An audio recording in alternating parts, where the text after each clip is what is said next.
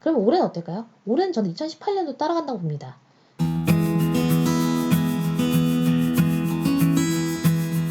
안녕하세요. 이번 영상은 성균관대학교 2탄 바로 가보도록 하죠.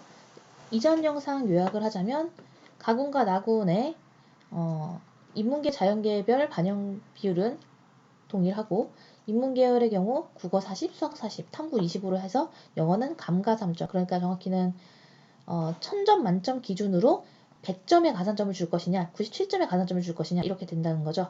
해서 1000점 만점 기준이기 때문에 여러분들이 이제 환산해 보실 때 어떻게 환산하라고도 이제 우리가 알아봤었죠.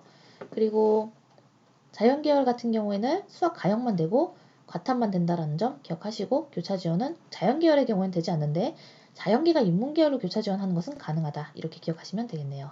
제가 중요하게 다룰 영상은 바로 경쟁률 분석입니다. 경쟁률 분석을 어떻게 하는지 알려드리도록 할게요.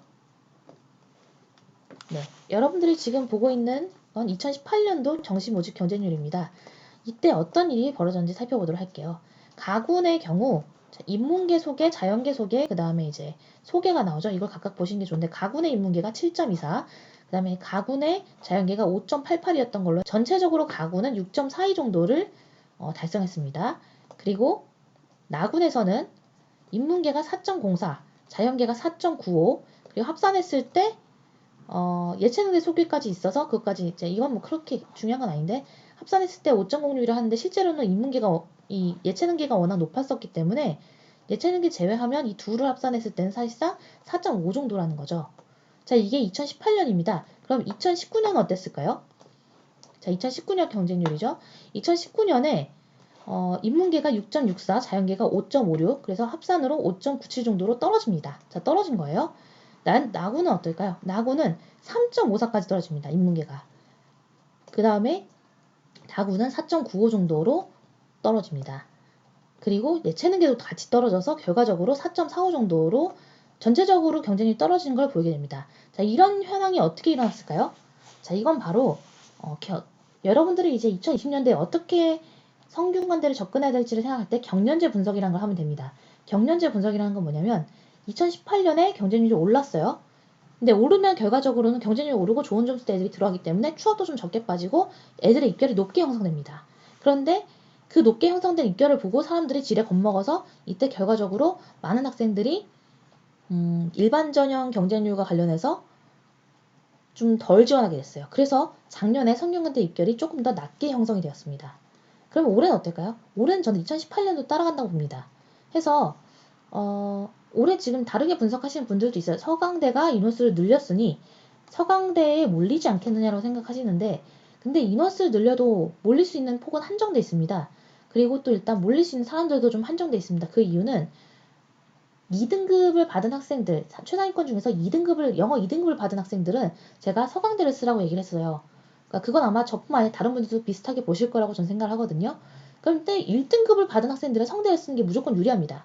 해서 영어를 1등급 받은 학생들의 폭을 제가 살펴봤더니 작년보다 조금 더 높았어요. 해서 물론 이제 예상치입니다. 영어 1등급 받은 학생들이 많다면 그 학생들은 성균관대를 쓸 것이고 최상위권 기준으로 해서 올해는 작년 정도에서 작년보다 좀 더 높은 입결이 형성될 거로 보고 있습니다. 또한 이번에 전체적으로 수시에서 추합이 되게 적게 돌 겁니다. 수시에서 추합이 적게 도는 이유는 제가 나중에 너희들 왜 수시에서 떨어졌는지 말해줄게 뭐 이런 영상으로 올라가도록 할 겁니다. 그 부분을 통해서 안내가 되겠지만 요약을 해드리면 이번에 전체적으로 수시의 비교과를 거의 반영하지 않고 교과로 컷을 했습니다. 특히 자사고나 외고에서는 엄청나게 많은 탈락자가 발생이 됐고요. 그 부분에 대해서도 알려드릴 텐데 결과적으로 수시에서 떨어지게 된 최상위권 학생들이 이번에 정시로 대학을 가야 되는 상황인데요. 그 정시를 지금 보면 주로 외고 학생들이 굉장히 많이 이번에 정시에 참여하게 돼요. 그리고 외고 학생들은 영어를 2등급 받는 게 어려운 학생들입니다. 그러니까 1등급 위주로 받는 학생들이라는 거죠. 그래서 그 학생들의 기준으로 봤을 때 올해는 외고생들이 정시에 많이 들어오게 될 것이고 그 다음에 그 외고생들의 높은 영어 성적으로 성균관대에도 좀 더 많은 사람들이 몰릴 겁니다. 따라서 2등급은 절대로 성균관대를 쓰면 안 된다라는 게 그렇게 구성이 되는 것이죠.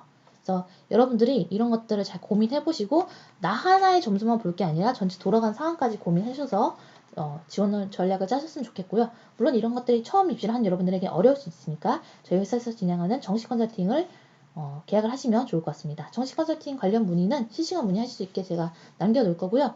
여기는 지금 예약 관련 문의만 가능하고 점수를 막 미리 얘기하시면서 이 점수 어디 갈 수 있나요? 이런 것에 대한 답변은 현재 어려우니까 양해를 좀 부탁드릴게요. 그러면 우리는 다음 영상에서 만나요. 안녕!